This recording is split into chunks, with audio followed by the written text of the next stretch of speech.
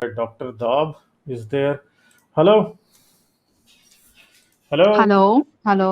हाँ जी, कैसी हैं जी आप? अच्छा, अच्छी हूँ, लाबेल आप कह कैसे? रही हैं मतलब अल्लाह की शैतान पे कुछ नहीं चलती कि शैतान अल्लाह का बेस्ट बडी के जहन में कुछ भी डाल देता है। बिल्कुल जी, ऐसा ही है। हाँ जी, हाँ जी, क्या बात आप कहेंगे? कमाल से मुझे आपसे ये पूछना था, अभी कुछ दिनों से मैं जूस के बारे में पढ़ रही हूँ। ओके। हम्म, हम्म, तो अभी एक पैटर्न जो मैंने देखा है, I mean must be knowing about it.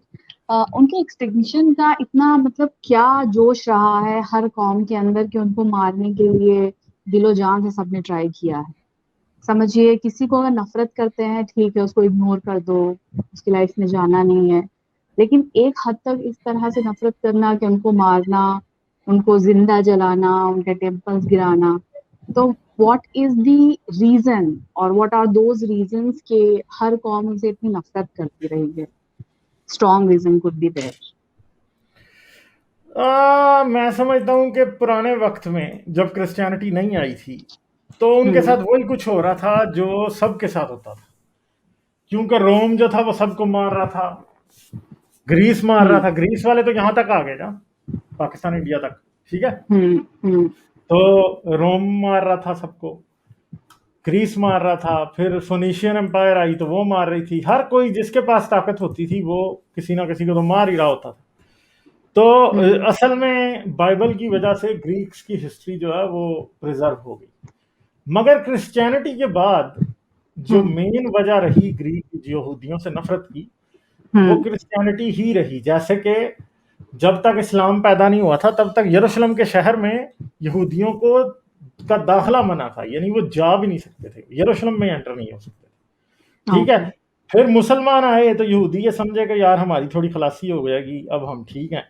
मगर हम्म। इन्होंने भी आके वही काम किया कि इन्होंने भी यहूदियों को कुछ देर ये उनके साथ ठीक रहे, बाद में इन्होंने भी यहूदियों के साथ वही तमाशा शुरू कर दिया। और जैसे अब होलोकास्ट हुआ, होलोकास्ट हम्म। एक सिंपल सी बात है। होलोकास्ट की जो मेन वजह है वो क्रिश्चियन नफरत है यहूदियों के खिलाफ। लेकिन बोलते हैं कि क्रिश्चियंस में से भी एक पर्टिकुलर कम्युनिटी थी जिन्होंने क्रूसेड को ये किया था, फॉलो किया था, those who was completely involved in that particular thing. तो उसके बाद उस कम्युनिटी को निकाल के भी आई कैन कंसीडर कि 75% people would be there those who have done nothing. ठीक है, 25% must be liable to pay नहीं, फॉर देयर मगर सिंस। क्रूसेड्स के वक्त पे क्योंकि हाँ। सिर्फ कैथोलिक चर्च ही था, कैथोलिक चर्च को की ऑपोजिशन कोई नहीं थी क्रूसेड्स के मामले में। ठीक है, तो वो ओके। शायद कोई छोटे मोटे कोई और लोग हों, कोई किंग्स हों जिन्होंने अपने बिहाफ पे की हो, मगर क्योंकि पोप ने उसका ऐलान किया था तो कैथोलिसिज्म डायरेक्टली इन्वॉल्व था, किसी ने उसकी मुखालफत वगैरह नहीं की थी। ओके। तो ये बात है। और ओके, और दूसरा मेरा एक ये क्वेश्चन है, थोड़ी देर पहले एक फीमेल आई थी, उन्होंने जिम से रिलेटेड कुछ आपको आयतें दिखाई थी।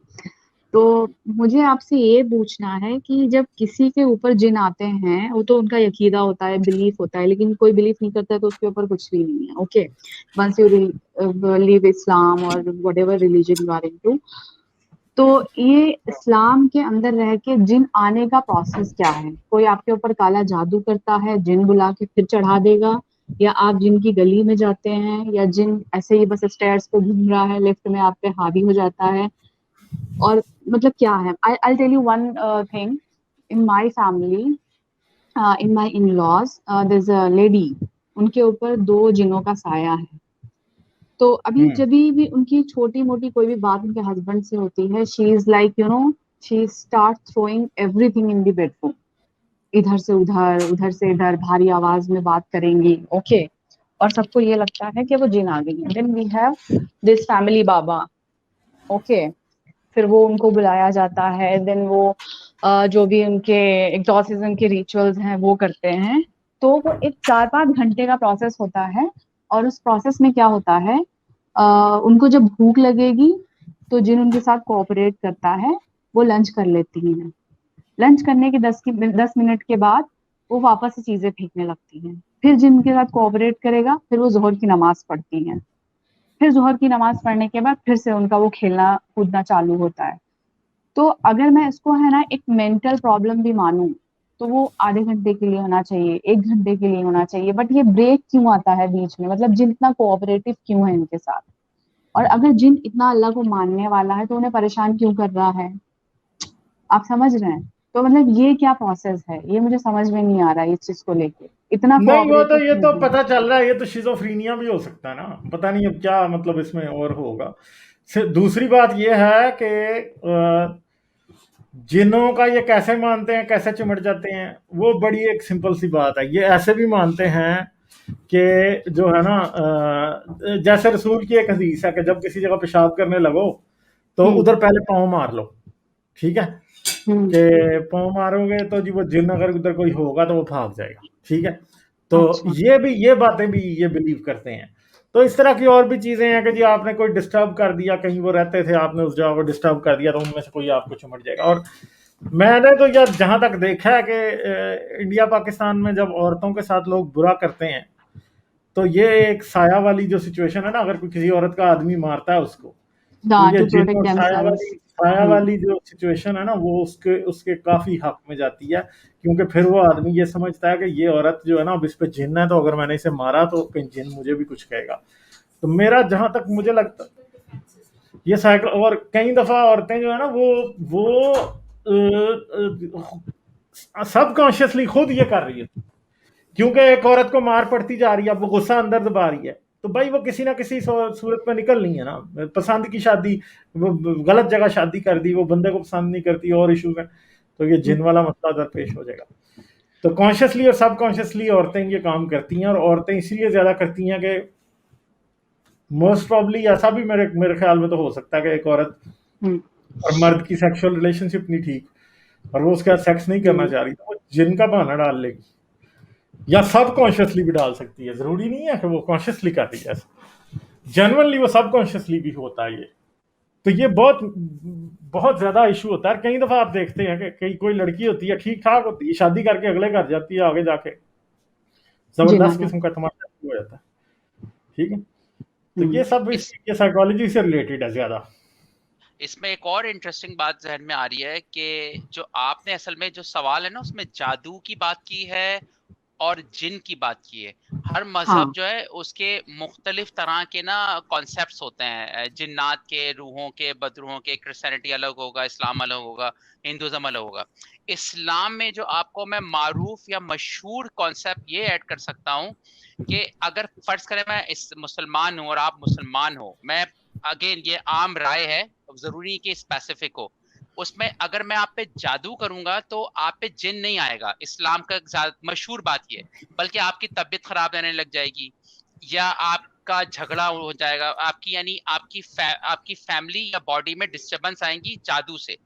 जिन का हम्म। कॉन्सेप्ट इस्लाम देता है कि जिन्नात एक बिल्कुल सेपरेट मखलूक हैं, जिनके रिलीजन्स होते हैं, हिंदू होते हैं, मुसलमान होते हैं, और वो बगैर जादू के भी आपकी बॉडी में एंटर हो सकते हैं फॉर एनी रीजन। जैसे आप दरख्त के नीचे रात को खड़े हो गए, या फिर जिन्नात आप पे फॉर नो रीजन भी आ सकते हैं किसी भी वजह से। तो जादू और जिन का थोड़ा हल्का सा ना अलग लाइन पे करेक्ट। कॉन्सेप्ट है। मुझे याद करेक्ट। है मैं जब छोटा था तो मैं अपने मोहल्ले से गुजर रहा था पाकिस्तान में, तो मैंने एक गुड़िया देखी, उसके ऊपर ना सुइयां चुभी हुई थी।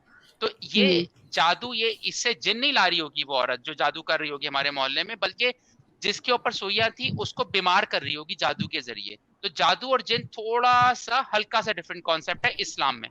जी। और दूसरी हाँ, बात तो यह है कि आपने जादू जो अभी है, जादू जादू भी तो एक जोक ही है ना, असल में तो जादू शादू कोई नहीं होता ना, कुछ नहीं होता। अगर ठीक ऐसा है? होता तो सारे मुस्लिम है हाँ। ना मोदी पे जादू कर रहे होते, काला जादू, मतलब they are the hmm. Biggest enemies of Modi. तो ऑब्वियसली कुछ ना कुछ उनका हो ही जाता, देखा जाए। अच्छा, ये चीज उनको मैंने एक्सप्लेन करी कि जादू से कभी भी जिन नहीं आते, क्योंकि जिन किसी के गुलाम नहीं रह सकते हैं। नहीं, मगर जिन होते ही नहीं है तो बट गुलाम कैसे रह सकते एक्सेप्टेंस हैं? In this scenario I am making them understand कि ऐसा नहीं होता है। जादू से सिर्फ और सिर्फ तबीयत खराब होती है, आपको बीमारी हो जाएगी, कुछ भी हो जाएगी, लेकिन जिन आपके ऊपर कभी नहीं आते हैं। ठीक है, there is no acceptance level. दूसरी बात, सूरा जिन जो कुरान के अंदर है, तो ऐसा बोला जाता है कि सूरह जिन कभी भी जिन पढ़ नहीं सकते हैं, क्योंकि ये बहुत, इसके अंदर बहुत ही पावर होता है, और वो उसकी आग की बनी होती है और ये लोग जल जाते हैं, बट वो पूरा कुरान पढ़ती हैं। उनको हम्म। कुछ नहीं होता है। तो ये सारे टर्म्स है ना, मैंने पूरे के पूरे एक्सप्लेन किए घर वालों को, लेकिन कोई मानने को तैयार नहीं है। I am again back to square one, so nothing is happening.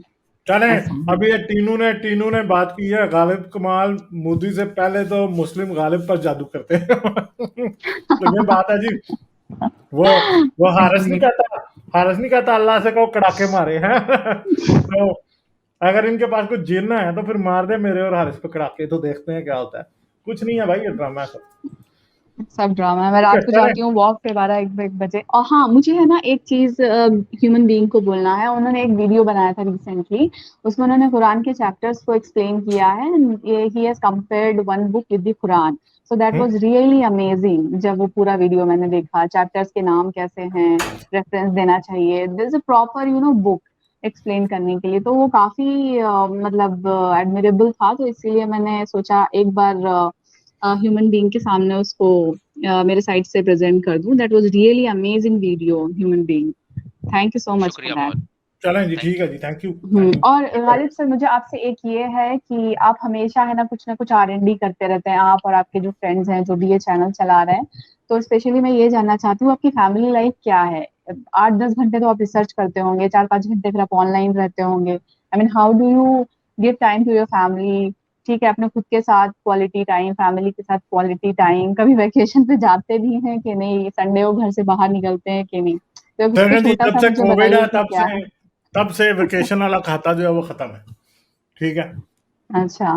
बेगम है और बेगम का शुक्रिया है कि वो इतना टाइम देती है। वो मुझे करने देती हैं, वरना कई बार जो है वो घर का निज़ाम इस वजह से होता भी है disturb, but thanks to her कि वो जो है ना वो मुझे करने देती है, वरना बात इस तरह ना हो। ठीक है, चलिए ठीक है, शुक्रिया। तो ये मैं वो कहते हैं ना कि बस ये अगर कोई कहता ना कि जैसे कोई मुसलमान होता मेरी जगह, तो अल्लाह का शुक्र है कि जी चैनल चल रहा है। ठीक है, मैं कहूँगा बेगम का शुक्र है कि चैनल चल रहा है। ठीक है, हाँ, उसके बगैर नहीं हो सकता था। ठीक है, चले, thank you, obviously. Thank you, okay, thank you, bye. Bye.